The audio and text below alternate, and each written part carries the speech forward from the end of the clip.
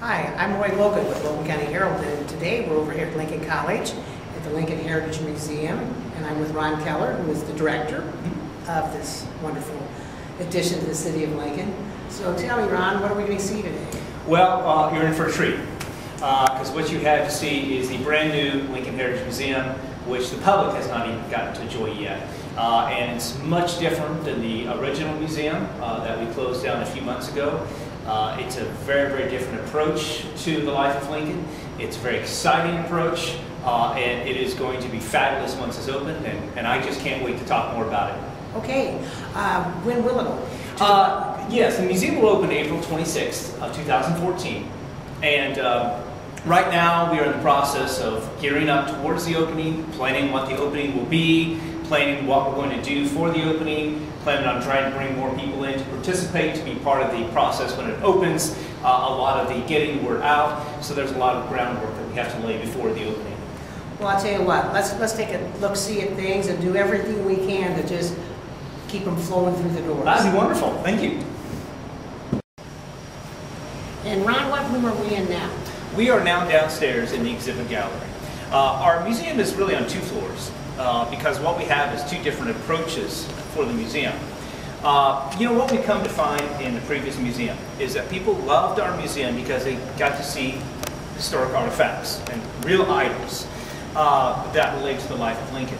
But there's also now more and more museum goers, especially younger museum goers, want to be dazzled. They want the edutainment, as it's called, be entertained while they learn something. And so that's the upstairs. So we've kept the more downstairs, more the items and the stories that relate to the items, and upstairs is the more the design. So this is the exhibit gallery, and we've laid it out in such a way that there's ample room, but yet there's also an opportunity to learn from Lincoln by the stories that we tell in relation to the artifacts. Excellent. Well, can we see a few of those? Absolutely, please. All right. Ron, this is one of your exhibits, and it's striking. What can you tell me about this? What we decided to do with these items is, again, as I said earlier, just to tell stories with them, but also really make them just come together in such a way that we have themes. And what we have here is the Civil War theme. And yeah, you're right, it's very striking. There's a lot going on in here. There's a lot of items. But also what we tried to do is to tell many different stories within the realm of the Civil War. So we have a drum, which was used in the Civil War. It's an actual military drum. We have swords that were also used in the Civil War, as well as we have a prayer book, a hardtack, which were all, and a soldier's prayer book, all which were staples of a soldier's life. And so when a visitor looks at this, I think they can get a real good view of what a life is like for a soldier. As well, we also like to concentrate on the Illinois story. Because again, what people want to see here is the life of Lincoln, but also how he fits in within the context of the times. So we'll have a lot here about Illinois and the Civil War. How Illinois General Assembly ended up authorizing regiments, and 260,000 men came from Illinois and fought in the Civil War. Wow. And we talked about John A. Logan, one of the generals from Illinois. What was his name? John A. Logan. Yes. Oh, interesting. Yes, it is. That name may sound familiar to you, Logan? Yeah, I thought it might. So we have a lot of the Illinois.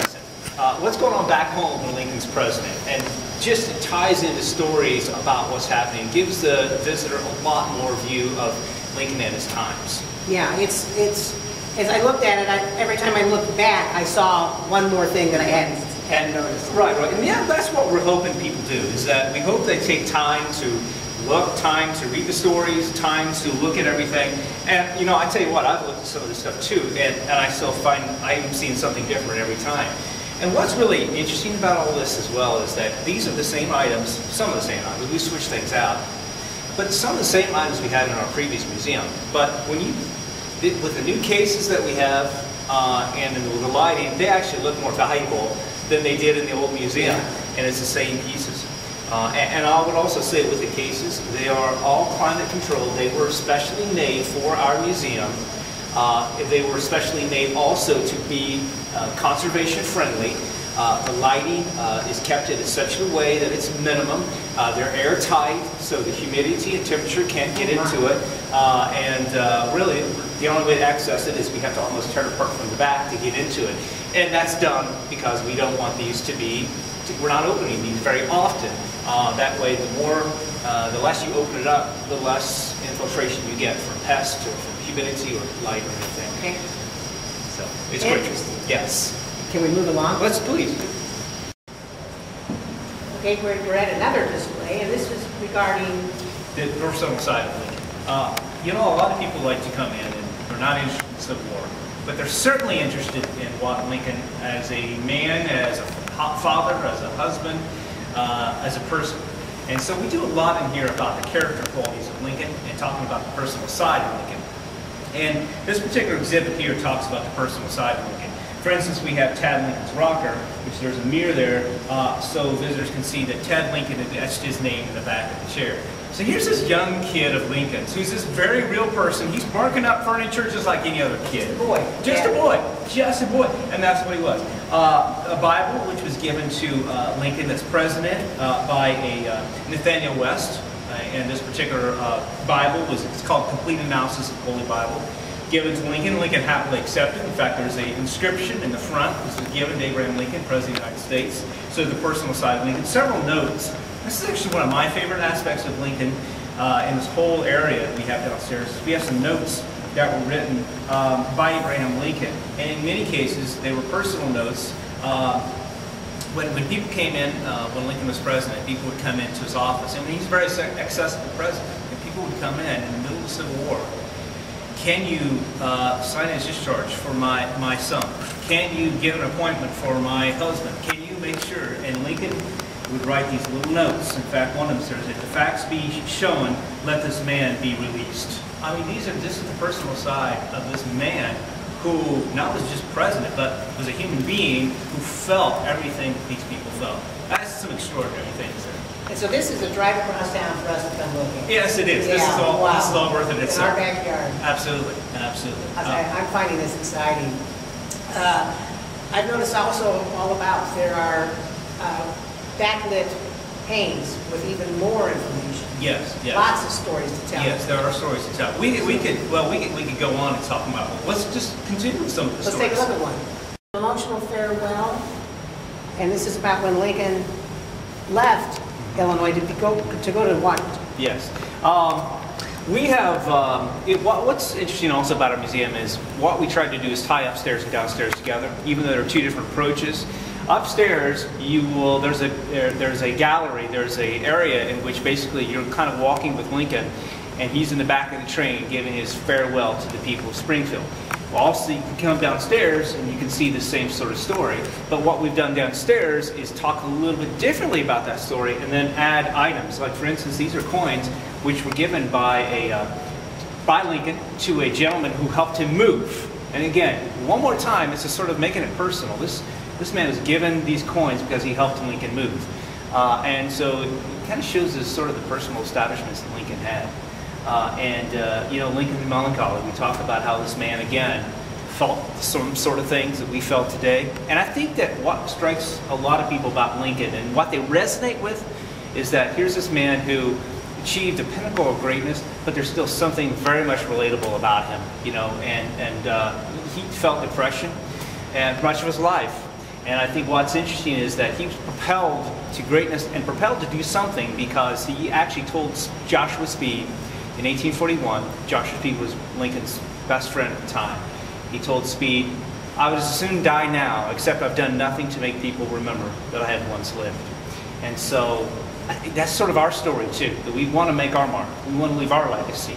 And I know I got off the soft track there from what you were asking. Well, it was an interesting story. Yeah, it is. And we tried to weave that in as well, is to let people know, here's this guy who's relatable. He lived a certain way. How can we sort of learn from his example? And I have to ask, because I'm a very curious person, I think I will forever be like a 10-year-old. Yeah, that's great. How have you collected so much of what you have? Well, it's been only because of the people who lived in Lincoln's time, who saw, I think, who had the foresight enough to realize that these are valuable items that they needed to keep, they need to protect. And it is amazing to see how many of these things still survive. For instance, we have in our collection a letter, which is over there. We can look at that in a little bit. So I'm going to hold off on that, okay, finishing my question. Okay, we'll answer them when we do. We will, yes. Okay, we'll be there. Ron, we were speaking about how you acquire some of your artifacts, and this is one Yes. that you had mentioned. Yes, yes. You know, the Thomas Lincoln letter. Here's why I think what your question is. Your question is a good one, and it speaks to what this letter really, the value really holds. Now, this letter here is a letter that was written by Thomas Lincoln, which, by the way, was written by someone else because he was largely illiterate. And actually, at the bottom it says Thomas Lincoln, and then underneath that mark, all he could do was write the X for the mark. Because Thomas Lincoln was illiterate. And this was written about a land situation that was taken through legal means, and it was done in 1816. Now, the fact is that by the time Lincoln, Abraham Lincoln, became popular enough that people would think, we need to save these items, Thomas Lincoln had died. He passed through the scene. And so the fact that these things survived from 1816, Lincoln's father, who was practically a nobody, that this would survive to 2013 is just really incredible. And so that is why I think we have to thank those people who at the time realized these are things which we need to keep and which are valuable. And I think, in a way, philosophically speaking, that's why museums are important. Because what we're doing is keeping these things that are not ours, they're everybody's, for the next generation and the next generation after that. So this is important why we're doing what we do here. Well, I tell you, it's fascinating. I'd like to continue, may we? Oh, absolutely, yes.